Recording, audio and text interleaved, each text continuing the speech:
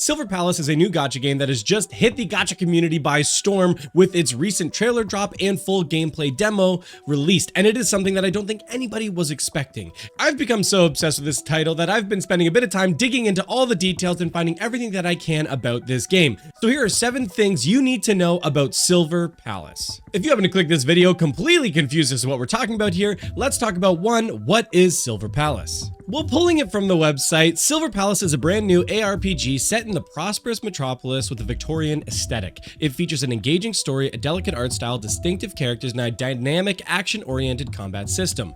Players will play the role of a detective and embark on an adventure with a diverse group of partners to defeat the unknown enemies and unravel the mysteries in Silvernia, an industrialized metropolis built on the power of Silverium. In Silver Palace, players assume the role of a detective, tasked with investigating crimes and uncovering hidden truths as various factions from corporate monopolies and underground syndicates to royal affiliates and cults vie for control of Silverium. Tensions rise across the city. The combat, from what we can tell, seems like a cool cross between almost like Bloodborne and Wuthering Waves, with an action-style combat that's got a little bit more of a weight to it. The aesthetic as well is something that I really enjoy of the steampunk, where it's almost reminiscent of BioShock Infinite if you played that game back in the day. I can say definitely overall from what we see in that trailer, it is a game I'm very much excited to get my hands on in terms of the combat. But I think this has a lot of people wondering, who's the developer behind this game?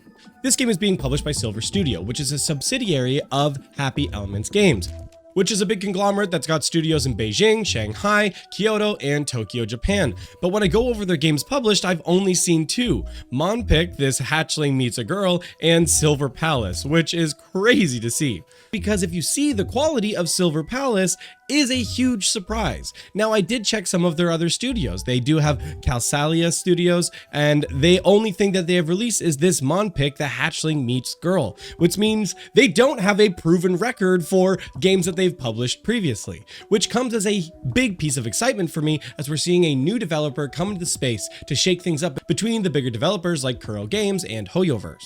Digging into it deeper, it seems Element A is the big powerhouse behind this game, and so digging through their website again, the only thing I can find is information about Silver Palace itself. So I'm absolutely shocked to see this new developer come into the gacha space in this way, and I'm really interested to see what they're going to be able to bring.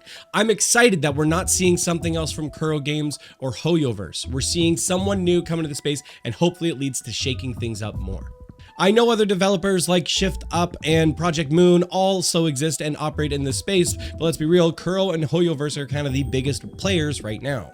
So you might be wondering, what platforms is Silver Palace going to be available on? Well, from the official sources, what we've seen so far is iOS, Android, and PC. However, this game is being developed on Unreal Engine 5, so I don't think it's unreasonable to think that it's going to have a console release as well.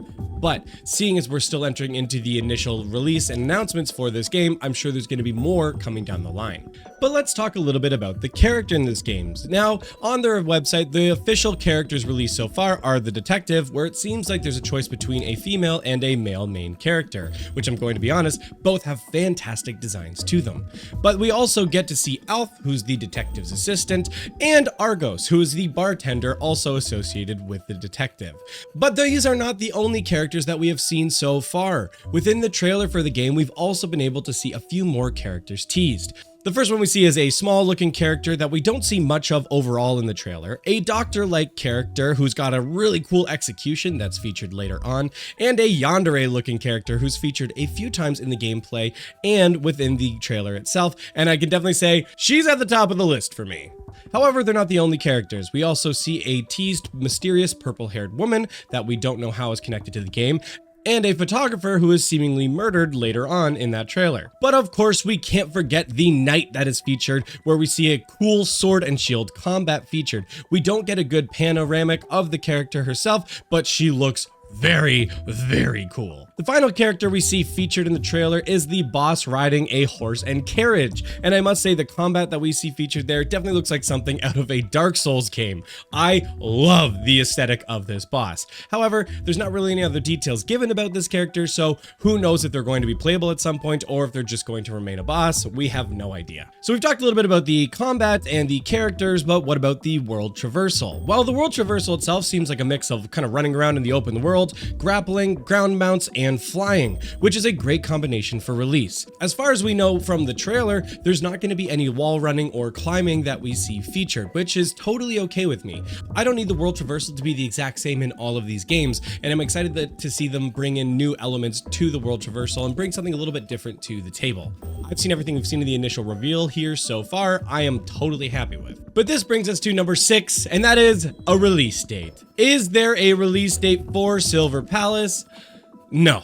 Officially, no, there's no release date that's been announced for this game so far, which I must say is the most disappointing piece that I found when I was looking up for all the details that I could about this game. Please, Silver Studio, LMNA, whoever needs to give it, please say a release date, please.